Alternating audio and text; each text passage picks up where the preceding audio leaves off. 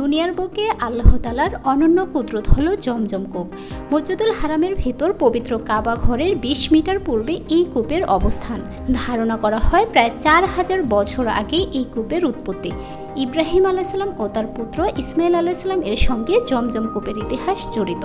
তবে কালের বিবর্তনে জমজম কূপের মুখ বন্ধ হয়ে যায়। পরে মহানবী হজরত মুহাম্মদ সাল্লাল্লাহু আলাইহি সাল্লামের দাদা আব্দুল মুতালিব এই কূপের পুনরায় খনন করেন।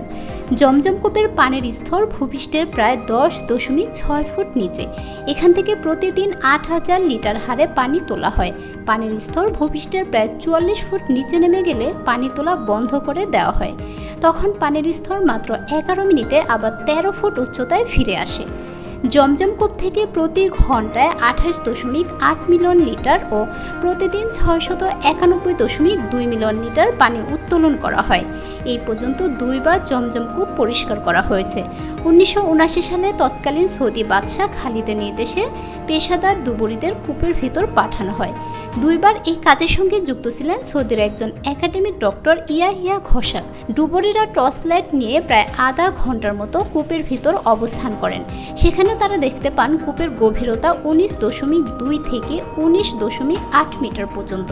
এর মধ্যে ৯ মিটার পর্যন্ত প্লাস্টার করা অংশের নিচে পানির মধ্যে কম্পাসের কার্যকারিতা বন্ধ হয়ে যায়। একেবারে নিচে নেমে তারা ধাতব বালতি সহ বিভিন্ন পরিত্যক্ত জিনিস দেখতে পান। কূপের আশপাশ থেকে সাবমার্সিবল পাম্প নিয়ে পানি উত্তোলন করা হয়।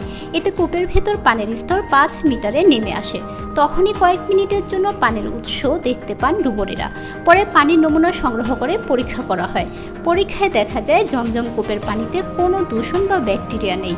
জমজম কূপের পানির কোনো রং বা গন্ধ নেই, তবে এর বিশেষ স্বাদ রয়েছে। কিংস বিশ্ববিদ্যালয়ে জমজম কূপের পানি পরীক্ষা করেছে এবং তারা এর পুষ্টিগুণ ও উপাদানগুলো নির্ণয় করেছে।